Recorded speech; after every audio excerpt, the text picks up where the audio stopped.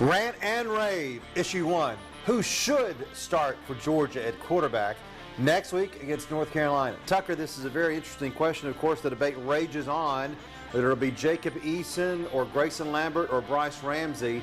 You know what? Jacob Eason. Forget about Lambert. Forget about Ramsey. They're not any good. He's going to be out there at some point. Let's just go with Jacob Eason. I know it would be maybe smarter to go with the experienced guy to start off with. The heck with that. Let's win the game. You're going to throw him into the fire like that? Yeah. That's risky. Risky move there for the first game. I know.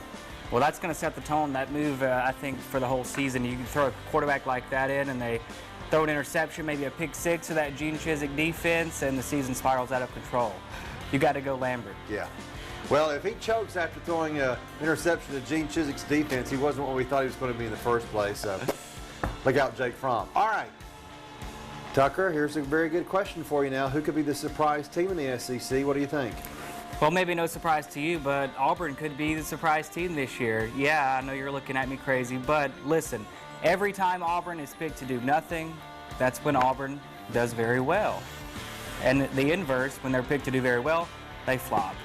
I actually think they could win their first 6 games. I mean, they have those big games at home, LSU, Texas A&M, Clemson, a night game. They're not supposed to win. I'm not endorsing the Auburn football program right now, but they could pull off some surprises because that's what Auburn does best.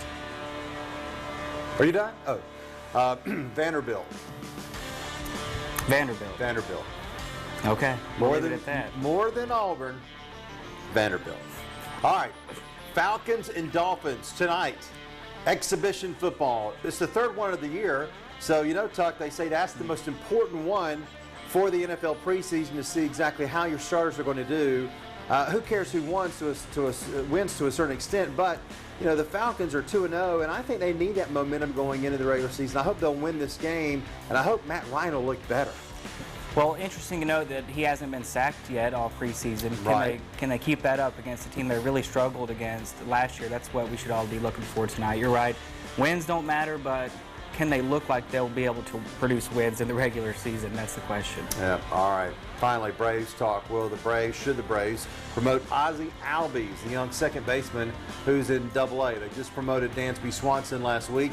You know, I'll say yes. I wouldn't mind seeing Dansby and Ozzie together, the future double play combination in Atlanta for the last month or so of the season. I'm not sure if they will or not, but I think even though Ozzie's 19 years old, we're seeing Dansby. Let's see Ozzie to see more of the future for this team. Yeah, why not bring him up? He's been in the system, 3 years now. They pretty much have a good idea of how he'll do.